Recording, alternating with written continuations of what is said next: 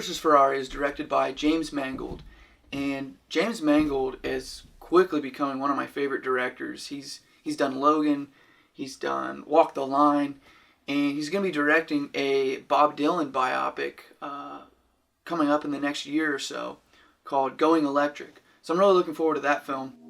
But Ford vs. Ferrari takes place in the 1960s, and it follows two characters played by Matt Damon and Christian Bale. Matt Damon plays Carroll Shelby, who is a car designer and now retired driver. Christian Bale plays Ken Miles, who is a car driver and is managed by Matt Damon's character. These characters essentially go to war with Ferrari in the pursuit of creating the world's fastest car. Henry Ford II is dissatisfied with the production status of Ford Motors, and he demands that his company find new ideas to revitalize the Ford brand. Lee Iacocca, played by John Bernthal, takes on this task, in proposing that, like the Ferrari brand, they should pursue speed. This leads to Ford Motors going head-to-head with Ferrari in pioneering the fastest race car in the game. Lee Iacocca seeks out Carroll Shelby to oversee the creation of this revolutionary car that Ford is setting out to build. Ken Miles, struggling to provide for his wife and son, is approached by Shelby in being a part of his team in making this seemingly impossible task become a reality. Damon and Bale shine in this film.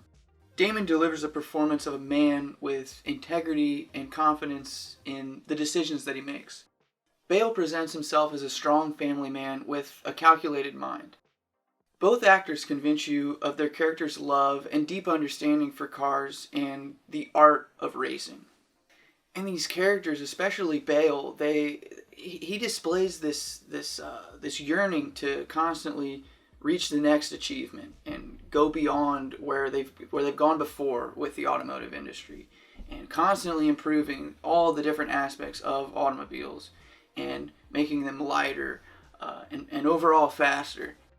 You can definitely tell that Bale had a lot of fun with this role. He's very witty, and he doesn't really care about he doesn't really take the time to think, and he just does. And so like he'll jump into a car and he'll drive off, and then he'll come back and let the crew know what's wrong with the car, what needs to be changed, and so on. And you can definitely tell he had a lot of fun with this role.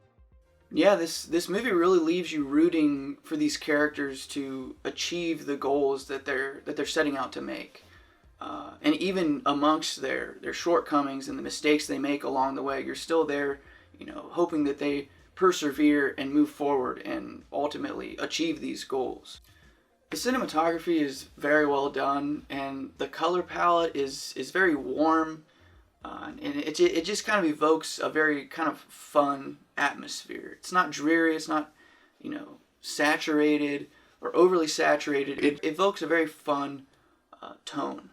There's a few racing sequences in this movie, and that's another thing that this movie has going for it. And these sequences are filmed in a very diverse way with all kinds of different shots. You get shots, from inside the car, from outside the car, looking at other drivers, far shots of the cars, moving down the track, behind the wheel, kind of first-person shots.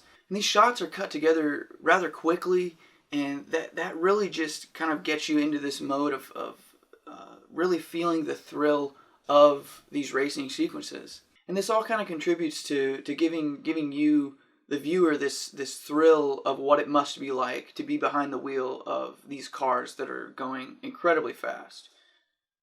And something that James Mangold has done, constantly in the movies that he's made, he still manages in this movie to kind of pull on your heartstrings a little bit, and make you feel for these characters and the stresses and the trials that they're going through. And he definitely contributes to that in this film. This movie is a little bit on the longer side, clocking in at 2 hours and 32 minutes. But I never really felt bored watching it. It's very fast paced, and it really wasn't an issue for me.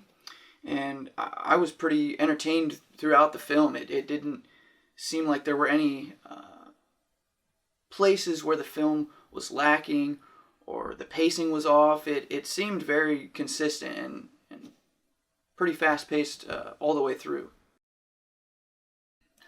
I'm going to give Ford versus Ferrari an 8 out of 10.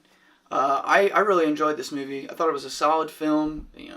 Technically, it has everything going for it. The music is solid.